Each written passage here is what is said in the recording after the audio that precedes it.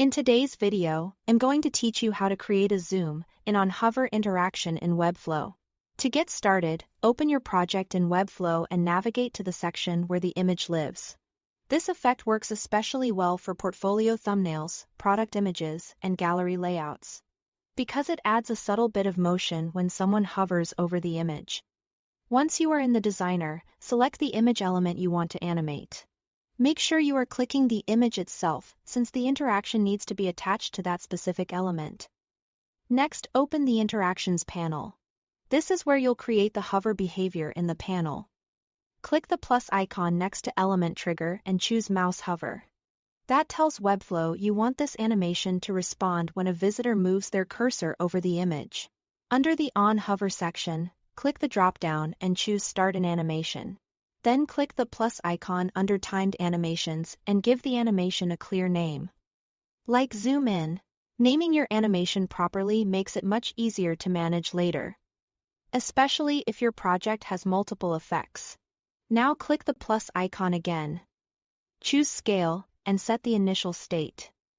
Be sure to check Set as Initial State. Then leave both X and Y at 1. This means the image starts at its normal size before any hover effect happens.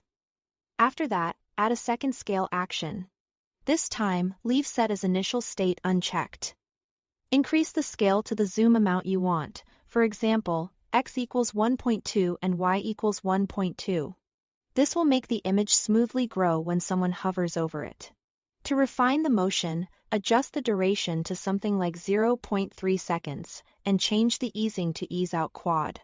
That easing helps the animation feel softer and more polished instead of abrupt. Then click Save.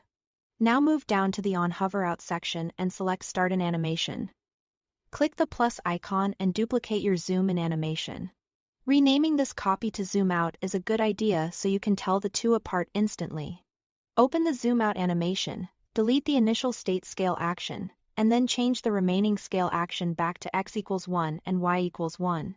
This makes the image smoothly return to its original size when the cursor leaves.